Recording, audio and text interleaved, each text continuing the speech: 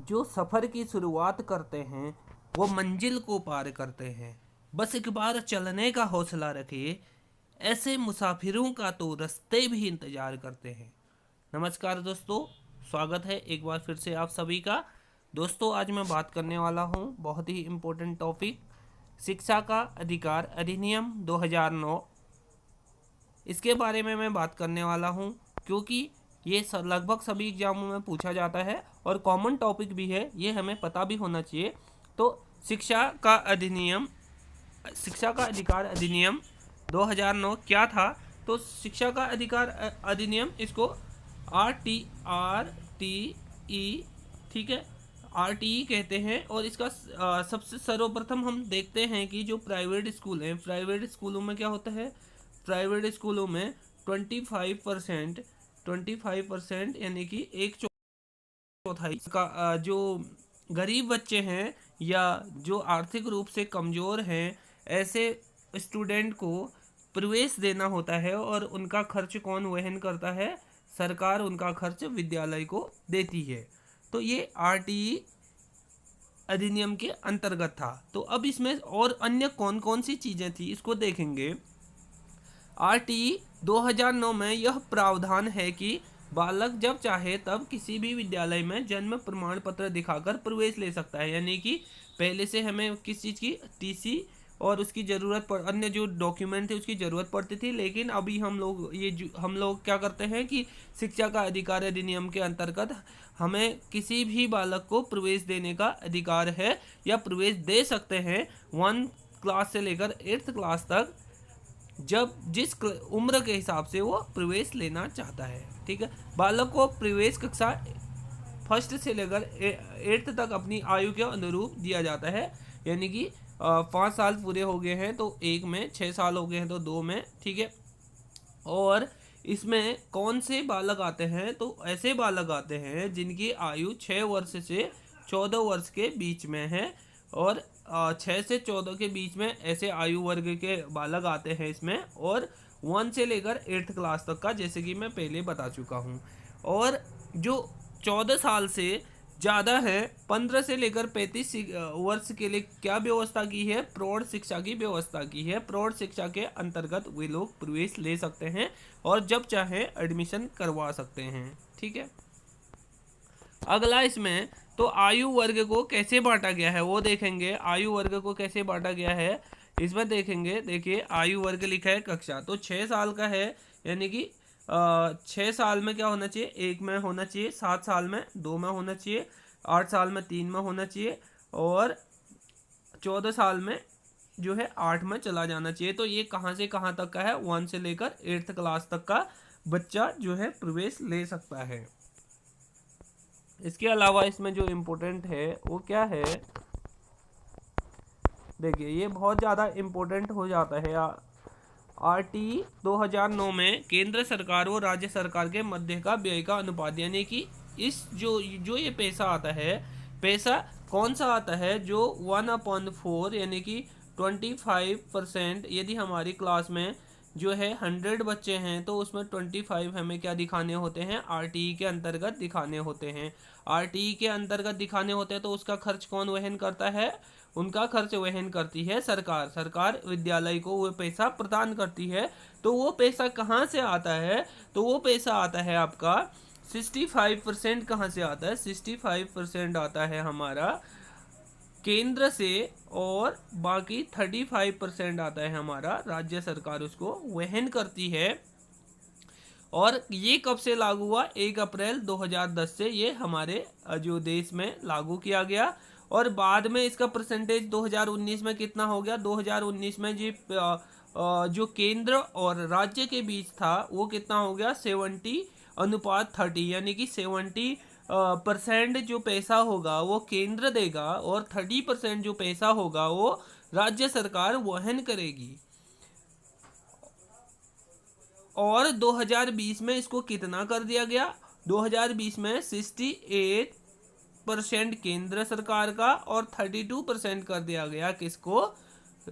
राज्य सरकार के अंतर्गत कर दिया गया। ये बहुत इंपॉर्टेंट है, तो आप सभी इसको देख सकते हैं कि किस प्रकार से जो है अनुपात घट गया। और क्वेश्चन ऐसे भी पूछा जा सकता है कि जब स्टार्टिंग में 1 अप्रैल 2010 को आरटी अधिनियम लागू हुआ तो उस समय जो है केंद्र और राज्य के बीच में जो धन था वह कितना किस अनुपात में बटा हुआ था, तो तब किस अनुपात में बटा हुआ था, 65 अनुपात 35, सॉरी 65 अनुपात 35। और अप्रैल और ये 2019 में 70 जो अनुपात था वो केंद्र का था, 30 अनुपात किसका था, राज्य का था, स्टेट का था। और ये 2020 में कितना हो गया, 68 अनुपात 32 हो गया, जो कि अभी चल रहा है। और इसके अलावा एक इम्पोर्टेंट चीज़ ये है कि जो पूर्वोत्तर के राज्य हैं, पूर्वोत्तर के राज्यों में कितना है इसका परसेंट, 90 और 10 का है। 90 और 10 का कहने का मतलब है 90 और 10 यानी कि 90% क्या है, केंद्र सरकार वहन करेगी और 10% जो है राज्य सरकार वहन करेगी, जो आरटीई का पैसा होगा उसको। ठीक है, ओके, अगला देखते हैं। इसमें और इम्पोर्टेंट टॉपिक कौन सा है,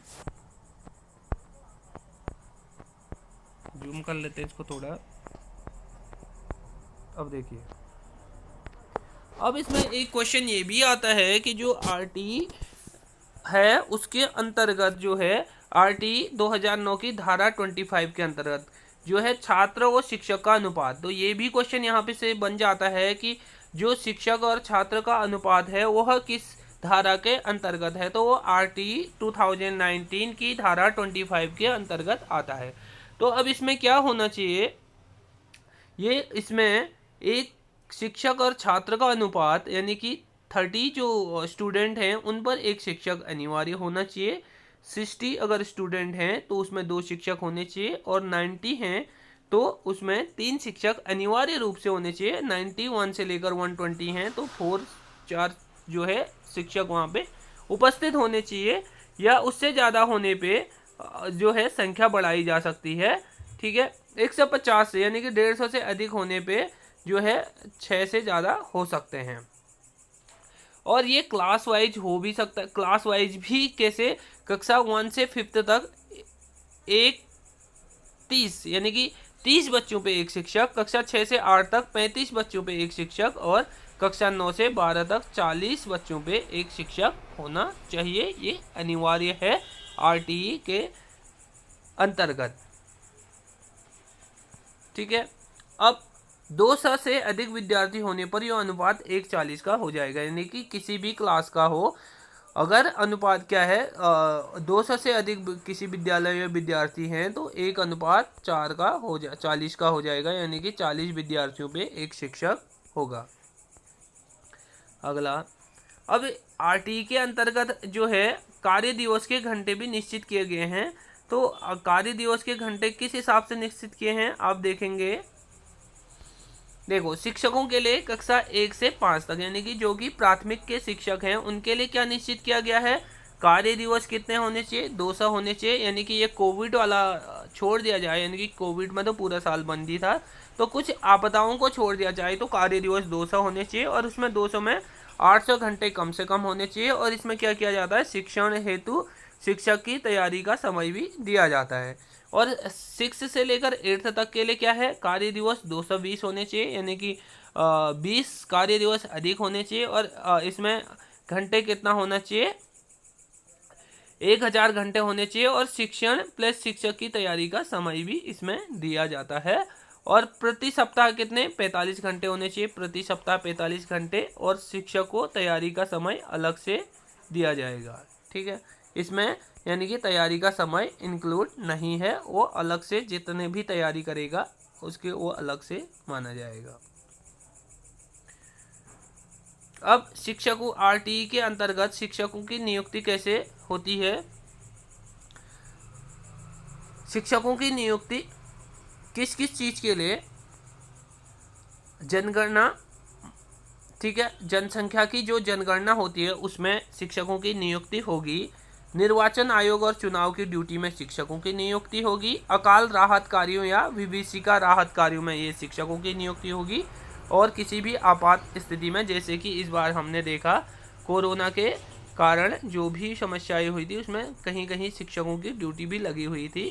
तो इसमें जो है शिक्षकों की ड्यूटी लगवाने का प्रावधान है। ठीक है, प्रावधान है। और इसके अलावा शिक्षकों की और कहीं पर भी नियुक्ति ड्यूटी नहीं लगाई जा सकती, यानी कि इसके अलावा जो है कहीं और शिक्षकों की ड्यूटी नहीं लगाई जा सकती है। वो बात अलग है कि अभी लगाई जाती है, यानी कि सरकार, राज्य सरकारें अपने अकॉर्डिंग इसकी ड्यूटी लगाते हैं, शिक्षकों की ड्यूटी लगाते हैं, लेकिन जो आरटीई है उसके अंतर्गत कहीं भी अन्य ड्यूटी नहीं होनी चाहिए।